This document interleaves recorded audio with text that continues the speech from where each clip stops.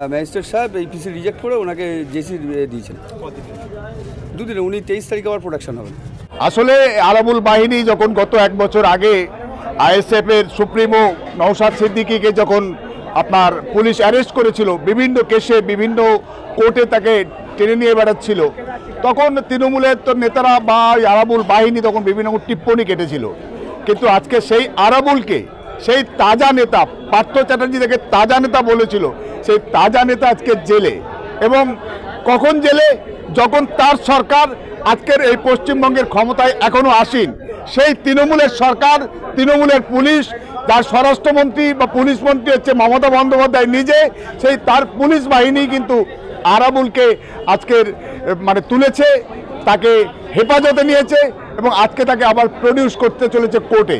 ফলে আজকে আরাবুল যেটা করেছে, আজকে যে আইএসএফ এর কর্মীদের উপরে যেভাবে অত্যাচার, যেভাবে একাধিক খুন খারাপিগুলো হয়েছে সবগুলো, ফলে না ধরাটাই ছিল অন্যায় এবং প্রশাসনিক গাফিলতি, এবং প্রশাসন আসলে আরাবুলকে আড়াল করার চেষ্টা করেছিল, কিন্তু সামগ্রিকভাবে সেটা আড়াল করা সম্ভব হয়নি।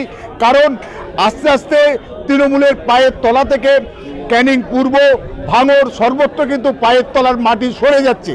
তাদের দুর্নীতি, দুষ্কৃতি, সিন্ডিকেট রাজ আজকের বাংলার মানুষ আজকের অতিষ্ঠ। আজকে আপনারা সন্দেশখালী দেখতে পাচ্ছেন, সেখানে সন্দেশখালীর মা বোনরা, সেখানে নারী পুরুষ নির্বিশেষে সবাই আজকের বিস্ফোরণ ঘটে গেছে, সবাই পথে নেমেছে, সবাই আজকে তৃণমূলের বিরুদ্ধে মুখ খুলছে যে তাদের এই অন্যায় অবিচার তারা সহ্য করতে পারছে না। তাই ভাঙড়, ক্যানিং পূর্বেও সেরকম একটা বিস্ফোরণের অপেক্ষায় ছিল। শওকত বাহিনী, আরাবুল বাহিনী যেভাবে সাধারণ মানুষের উপরে অন্যায় অত্যাচার নামিয়ে এনেছিল, সেখানে আরাবুলকে আসলে গ্রেপ্তার করে সেই যে সন্দেশকালীর যে ঢেউ, সেটা যাতে ভাঙড়ে বা ক্যানিং পূর্বে যাতে আছড়ে না পড়ে, সেটাকে থামাবার জন্যই কিন্তু আরাবুলকে কিন্তু আজকের এই মমতা সরকারের পুলিশ গ্রেপ্তার করে জনরোষকে ঠেকাবার চেষ্টা করেছে। এই যে আরাবুল সাহেবকে ধরা হয়েছে এবং ওনার বিরুদ্ধে যেসব ধারাগুলো দেয়া হয়েছে, উনি কি আজকে জামিন পেতে পারে কি মনে হয়? দেখুন, 302-এর ধারা পঞ্চায়েত ভোটের সময়, যে পঞ্চায়েত ভোটের আগে, জুনের একেবারে নির্বাচনের আগে যে মঈনুদ্দিন তাকে খুন করা হয়েছিল, সেই 302 অর্থাৎ খুনের মামলায় তাকে অভিযুক্ত করা হয়েছে এবং সেই কেসের তিনি আসামি। ফলে এটা খুনের দায়ে অভিযুক্ত কোনো গুরুত্বপূর্ণ আসামি বা প্রিন্সিপাল অ্যাকিউজড, তাকে সহজে বেল পাওয়ার কোনো কথা নয়, বেল পাওয়া উচিত নয়। আমরা আজকে আবার ফার্দার পিসি চেয়েছিল, পুলিশ কাস্টডি আবার চেয়েছিল। টোটাল সওয়াল জবাব পরে এই মামলার সব কিছু জজ সাহেবকে বলার পরে, সওয়াল জবাব শেষে প্রসিকিউশনের কথা শোনার পরে 23 তারিখে প্রোডাকশন জেসি থেকে। পুলিশ কাস্টডি রিজেক্ট হয়েছে।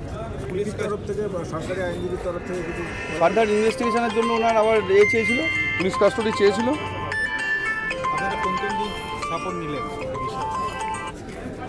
হ্যাঁ, অ্যাকচুয়াল গ্রাউন্ডে পিসি চেয়েছিল। যে গ্রাউন্ডগুলো চেয়েছিল হচ্ছে রিকভারি অফ ওয়েপন্স এবং হচ্ছে যারা এই আরও কয়েকজনকে ধরার জন্য পিসি চেয়েছিল, যে এর আগের দিনে একই প্লেয়ার ছিল, আজকেও সেম প্লেয়ার ছিল। সেক্ষেত্রে বললাম যে এই মামলায় 12 দিনে এই মামলায় কোনো ইনভেস্টিগেশনে প্রোগ্রেস হয়নি, যেহেতু উনি এই মামলার সঙ্গে কোনোরকমভাবে জড়িত নন, সেই জন্য কোনো ডেভেলপমেন্ট হয়নি এবং টোটাল সওয়াল জবাব শেষে ওই জন্য পিসি রিজেক্ট হয়েছে। পিসি রিজেক্ট হয়ে সিম্পল জেসি হয়েছে দুদিনে। আপনার পুরো নামটা? সৌমিত্র অধিকারী।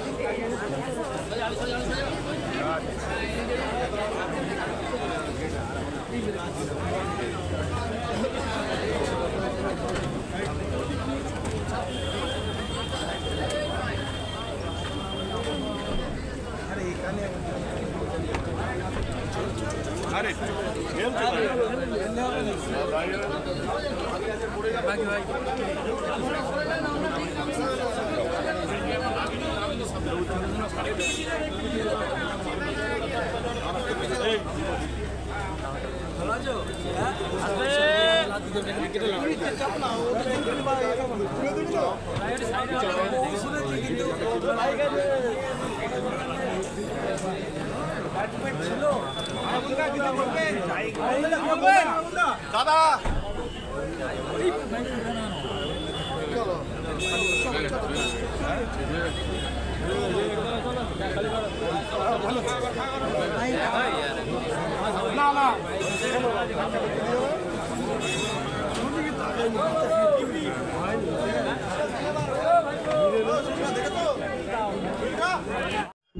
সম্মানিত আজকের এই প্রতিবাদ সভার সঞ্চালক এবং মঞ্চে উপস্থিত আছেন ইন্ডিয়ান সেকুলার ফ্রন্টের কার্যকারী সভাপতি এবং আমার সামনে যে সকল মিডিয়ার বন্ধুরা আছেন এবং আমার সহযোদ্ধা যারা এখানে উপস্থিত আছেন তাদের সকলকেই সংগ্রামী অভিনন্দন জানাই। এই কারণেই অভিনন্দন জানাই, আপনারা জানেন ঠিক 2 বছর আগে 18ই জানুয়ারি দিবাগত রাত্রে এই পশ্চিমবঙ্গ সরকারের কিছু প্রশাসন নামক সন্ত্রাস তারা রাতের অন্ধকারে আমাদের সহযোদ্ধা আমাদের বন্ধু আনিস খানকে রাতের অন্ধকারে ছাদ থেকে ফেলে কিভাবে হত্যা করেছিল। এর আগেও আপনারা বিভিন্ন প্রতিবাদ সভা দেখেছেন, প্রতিবাদ মিছিল দেখেছেন, থানাঘেরাও কর্মসূচি দেখেছেন, ডেপুটেশন দেখেছেন, কিন্তু কোনোভাবেই এই পশ্চিমবঙ্গে ছাত্র হত্যাকে বন্ধ করা যায়নি। আপনারা দেখেছেন অনেক প্রতিবাদ করেছেন, আমরা অনেক আওয়াজ তুলেছি, অনেক চিল্লেছি, অনেক বিচার চেয়েছি, কিন্তু এই পশ্চিমবঙ্গের চোরেদের রানীর কান পর্যন্ত কোনোভাবেই আওয়াজটা পৌঁছায়নি, কিন্তু পৌঁছেছে, কিন্তু সেটাকে তিনি কর্ণপাত করেননি। তার কারণ হচ্ছে এটাই, আনিসের সংগ্রাম ছিল শিক্ষা চাই, শিক্ষা শেষে কর্ম চাই, সব পেটে ভাত চাই, জাত নয় ভাতের লড়াই। আজকের দিনে দাঁড়িয়ে এই পশ্চিমবঙ্গের মাননীয় মুখ্যমন্ত্রী মমতা ব্যানার্জির কানেও এই কথাটা পৌঁছেছেন বিভিন্ন প্রতিবাদ মিছিল থেকে, কিন্তু চোরেদের রানীর কাছে অত সময় কোথায়? আপনারা দেখেছেন যে রাজ্যের মুখ্যমন্ত্রী একজন মায়ের কষ্ট যদি একজন মা না বুঝতে পারেন, যে রাজ্যে মেয়েদের ইজ্জত সম্মানের রেট বেঁধে দেওয়া হয়, আপনারা দেখেছেন যেখানে কোনো নাবালিকাকে ধর্ষণ করার পর, কোনো ছাত্রী বয়সে ধর্ষণ করার পর, তখন যখন তার সঙ্গে কোনো তৃণমূলের প্রধান বা প্রধানের ছেলের সম্পর্ক বা এমন কিছু তৃণমূল ঘনিষ্ঠ কিছু সম্পর্ক বেরিয়ে আসে, তখন তিনি কি ধরনের আচরণ করেন বর্তমান সময়ে দাঁড়িয়ে, বর্তমান সময়ে আপনারা সেটা সন্দেশখালির দিকে তাকালেও দেখতে পারবেন। যাই হোক, বিস্তারিত ওদিকে আলোচনা নয়। আমরা আজকে এখানে এসেছি, আজকের দিনে দাঁড়িয়ে এই পশ্চিমবঙ্গে কোথায় দাঁড়িয়ে দেখুন, আজকে যখন আমি বাড়ি থেকে আসছিলাম, ট্রেনে করে আসছিলাম, আজকের কথাটাই আপনাদের বলি, হয়তো মনে হবে গল্প। আপনারা দেখেছেন বর্তমান সময় কলেজে সেমিস্টার এক্সাম চলছে, কিছু ছাত্রছাত্রী তারা পরীক্ষার জন্য আসছেন ট্রেনে করে। আস্তে আস্তে আমি 1 ঘন্টা